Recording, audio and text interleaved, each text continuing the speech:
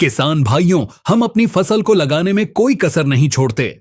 महंगी खाद, महंगे बीज, दिन रात की मेहनत और सिंचाई। लेकिन इतनी मेहनत के बाद भी जब हमारी लहलहाती फसल अचानक मुरझाने लगती है, पौधे सूखने लगते हैं, जड़ें गल जाती हैं, तो बहुत नुकसान होता है। हम अक्सर कीटों को दोष देते हैं, लेकिन असली दुश्मन हमारी नजरों से ओझल हमारी जमीन के नीचे छिपा होता है।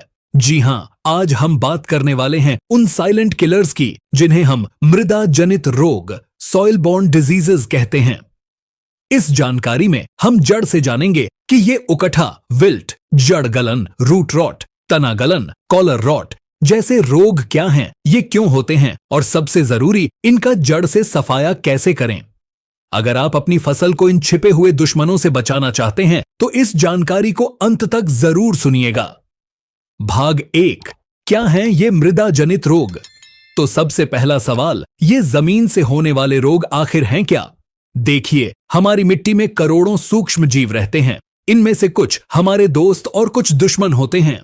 ये दुश्मन जीव, जिन्हें हम रोगजनक पैथोजेंस कहते हैं, ज्यादातर फफूंद, फंगस, बैक्टीरिया या सूत्रकृमि, नीमाटोड्स होते हैं। ये जमीन में सालों साल जिंदा रह सकते हैं। जैसे ही हम कोई फसल लगाते हैं और इन्हें सही माहौल, नमी, तापमान मिलता है, ये हमारी फसल की जड़ों पर हमला कर देते हैं। ये जड़ों के जरिए पौधे के वाटर सिस्टम जाइलम में घुस जाते हैं, उसे ब्लॉक कर देते हैं, जिससे पौधे तक पानी और पोषण पहुंचना बंद हो जाता है और पौधा सूखने लगता है। भाग 2, मुख्य मृदा जनित रोग और उनके लक्षण। अब कुछ मुख्य दुश्मनों और उनके लक्षणों की पहचान करते हैं। 1, उकठा, विल्ट रोग, फ्यूसेरियम विल्ट, वर्टिसिलियम विल्ट। यह सबसे कुख्यात रोग है। किसान भाई इसे उकठा या सूखा रोग कहते हैं। कैसे होता है? यह फ्यूसेरियम या वर्टिसिलियम नाम की फफूंद से होता है। लक्षण, पौधा अचानक मुरझाने लगता है, जैसे उसे पानी न मिला हो। शुरुआत में पत्तियां पीली पड़ती हैं, फिर पूरा पौधा सूख जाता है। अगर आप प्रभावित पौधे को उखाड़कर उसका तना चीर कर देखेंगे तो अंदर एक भूरी या काली धारी दिखेगी। यह फंगस द्वारा ब्लॉक की गई नसें होती हैं। मुख्य फसलें चना, अरहर, टमाटर, बैंगन, मिर्च, कपास, अमरूद। 2, जड़ गलन, रूट रॉट। यह दूसरी सबसे आम समस्या है। जैसा कि नाम से पता चलता है, इसमें जड़ें ही गल जाती हैं। कैसे होता है? यह पाइथियम, फाइटोफ्थोरा या राइजोक्टोनिया जैसी कई फफूंदों के कारण होता है। लक्षण, पौधे की बढ़वार, ग्रोथ रुक जाती है, पत्तियां नीचे से पीली पड़ने लगती हैं। पौधे को उखाड़ने पर जड़ें काली, भूरी, चिपचिपी या गली हुई दिखती हैं। मुख्य जड़ आसानी से टूट जाती है और सिर्फ धागा बचता है। यह रोग ज्यादा पानी भरने वाले खेतों में सबसे ज्यादा आता है। मुख्य फसलें सोयाबीन, मिर्च, पपीता, सब्जियां और लगभग हर तरह की फसल।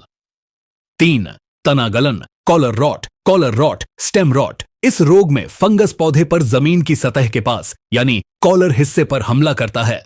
कैसे होता है? यह स्क्लेरोटियम रोल्फसीआई या राइजोक्टोनिया से होता है। लक्षण, जमीन से सटा हुआ तने का हिस्सा गलने लगता है, वहां भूरे धब्बे पड़ते हैं। आप ध्यान से देखेंगे तो तने पर सफेद फफूंद, माइसीलियम का जाल दिखेगा। बाद में इसी सफेद फफूंद पर सरसों के दाने जैसे भूरे या काले दाने, स्क्लेरोटिया, बनते हैं। ये दाने ही फंगस के बीज हैं जो सालों तक जमीन में पड़े रहते हैं। मुख्य फसलें मूंगफली, टमाटर, आलू, खीरा और कई सब्जियां। 4, आर्द्रपतन, डैंपिंग ऑफ। यह रोग छोटे पौधों का, खासकर नर्सरी का दुश्मन है। कैसे होता है? यह पाइथियम या राइजोक्टोनिया से होता है। लक्षण, छोटे पौधे का तना जमीन के पास से पानी जैसा होकर पिचक जाता है और पौधा वहीं गिरकर मर जाता है। यह बहुत तेजी से फैलता है और पूरी नर्सरी को कुछ ही दिनों में साफ कर सकता है। मुख्य फसलें मिर्च, टमाटर, बैंगन, पपीता और सब्जियों की नर्सरी। 5, जड़ गांठ सूत्रकृमि, रूट नॉट नीमाटोड्स। यह फंगस नहीं बल्कि एक सूक्ष्म कीड़ा, कृमि है जो जमीन में रहता है। कैसे होता है? मिलॉइडिग्नी प्रजाति के सूत्रकृमि जड़ों में घुसकर अपना घर बना लेते हैं। लक्षण, पौधा पीला पड़ता है, बौना रह जाता है, उसे खाद पानी देने का भी असर नहीं होता। जब आप ऐसे पौधे को उखाड़ेंगे तो उसकी जड़ों में छोटी बड़ी गांठें गल्स बनी हुई दिखेंगी। ये गांठें पौधे का पोषण चूसती रहती हैं और इन्हीं गांठों से फंगस और बैक्टीरिया भी आसानी से पौधे में घुस जाते हैं। मुख्य फसलें टमाटर, बैंगन, भिंडी, अनार, अमरूद। भाग 3, ये रोग खेत में आते क्यों हैं? दुश्मनों को पहचानने के बाद यह जानना जरूरी है कि वे हमारे खेत में ही क्यों आते हैं। इसके 5 बड़े कारण हैं। एक ही फसल बार बार लगाना। अगर आप खेत में हर साल एक ही फसल जैसे टमाटर के बाद टमाटर लगाते हैं तो उस फसल पर लगने वाले फंगस की आबादी मिट्टी में बहुत बढ़ जाती है। फसल चक्र न अपनाना इन रोगों को सीधा न्योता देना है। खराब जल निकासी। जिन खेतों में पानी रुकता है, पानी भरता है, वहां जड़ गलन 100% आती है। फंगस को फैलने के लिए नमी वाला माहौल सबसे अच्छा लगता है। कच्ची गोबर खाद का उपयोग। हम सब गोबर खाद को अच्छा मानते हैं, लेकिन कच्ची या अधसड़ी खाद रोगों का घर होती है। इन रोगों के जीवाणु कच्ची खाद में तेजी से बढ़ते हैं और खेत में फैल जाते हैं। मिट्टी का असंतुलन। लगातार केमिकल खाद डालने से मिट्टी का पीएच बिगड़ जाता है और मिट्टी में जैविक कार्बन की कमी हो जाती है। जब मिट्टी में मित्र जीवों की कमी होती है तो दुश्मन जीवों की संख्या अपने आप बढ़ जाती है।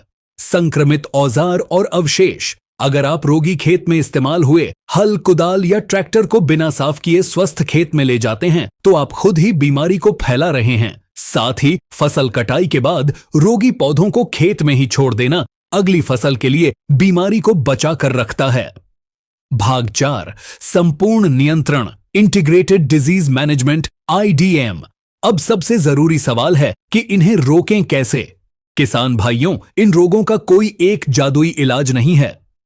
हमें एकीकृत रोग प्रबंधन IDM अपनाना होगा। इसका मतलब है हमें रोकथाम, जैविक और रासायनिक तीनों तरीकों को एक साथ इस्तेमाल करना होगा। पहला, रोकथाम और बचाव। सबसे पहला और सबसे जरूरी है बचाव। गर्मियों की गहरी जुताई। फसल कटने के बाद मई जून की तेज धूप में ट्रैक्टर से गहरी जुताई कम से कम 1 से 1.5 फीट करके मिट्टी को पलट दें। तेज धूप से जमीन के अंदर छिपे फंगस, बैक्टीरिया और उनके अंडे नष्ट हो जाते हैं। फसल चक्र, यह ब्रह्मास्त्र है। जिस खेत में उकठा आया हो वहां 3 साल तक वह फसल जैसे चना और उस परिवार की फसल जैसे मटर मसूर न लगाए। उसकी जगह ऐसी फसल लगाए जिस पर वह रोग नहीं लगता, जैसे गेहूं, सरसों, गेंदा। रोग प्रतिरोधी किस्में हमेशा अपने इलाके के लिए प्रमाणित और रोगरोधी किस्में ही चुनें। खेत की सफाई। फसल कटने के बाद बचे हुए ठूंठ और रोगी पौधों को खेत से निकालकर जला दें। उन्हें खेत में सड़ने न दें। सही सिंचाई। कभी भी खेत में पानी खड़ा न रहने दें। ड्रिप इरिगेशन, टपक सिंचाई सबसे उत्तम है क्योंकि इसमें पानी सीधा जड़ को मिलता है और मिट्टी में फालतू नमी नहीं होती। दूसरा, जैविक नियंत्रण। अब बात करते हैं मित्र फफूंद की। यह जमीन को बिगाड़ता नहीं बल्कि सुधारता है। ट्रिकोडर्मा, यह एक मित्र फफूंद है जो जमीन में जाकर दुश्मन फफूंद जैसे फ्यूजेरियम, राइजोक्टोनिया को खाता है और उन्हें नष्ट कर देता है। कैसे उपयोग करें? बीज उपचार। 5 से 10 ग्राम ट्राइकोडर्मा पाउडर प्रति किलो बीज में मिलाकर बुवाई करें। मिट्टी उपचार। 1 से 2 किलो ट्राइकोडर्मा पाउडर को 100 किलो अच्छी सड़ी हुई गोबर खाद में मिलाएं। इसे 7 से 10 दिन छांव में रखें। बोरी से ढक दें।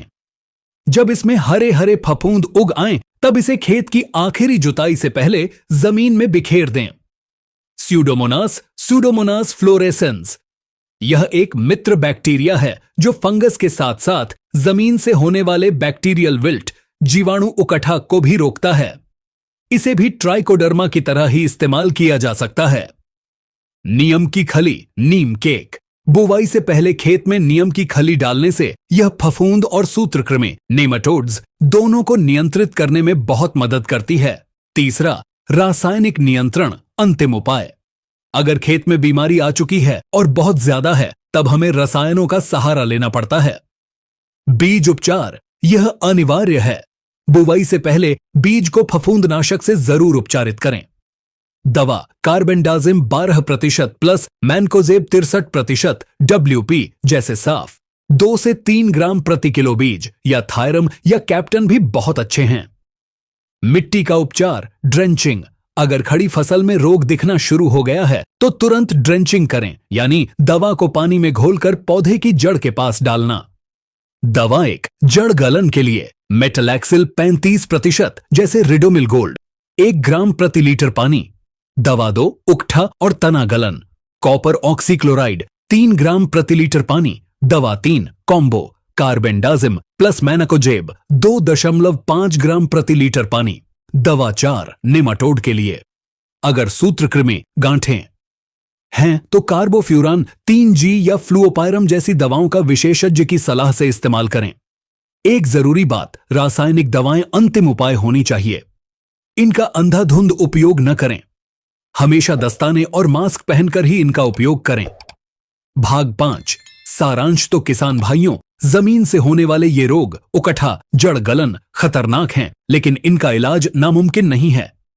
याद रखिए, इन रोगों का इलाज से ज्यादा रोकथाम जरूरी है। संक्षेप में 5 जरूरी बातें। गर्मियों में गहरी जुताई करें। फसल चक्र जरूर अपनाएं। हमेशा अच्छी सड़ी हुई गोबर खाद का ही प्रयोग करें। अपने खेत में ट्राइकोडर्मा जैसे मित्र जीवों की सेना तैयार करें। बुवाई से पहले बीज उपचार करना कभी न भूलें। अगर आप इन बातों का ध्यान रखते हैं तो आपकी मिट्टी स्वस्थ रहेगी, और जब मिट्टी स्वस्थ होगी तो आपकी फसल भी स्वस्थ होगी और पैदावार बम्पर होगी। उम्मीद है इस जानकारी में आपको मृदा जनित रोगों के बारे में संपूर्ण और सटीक जानकारी मिली होगी। धन्यवाद।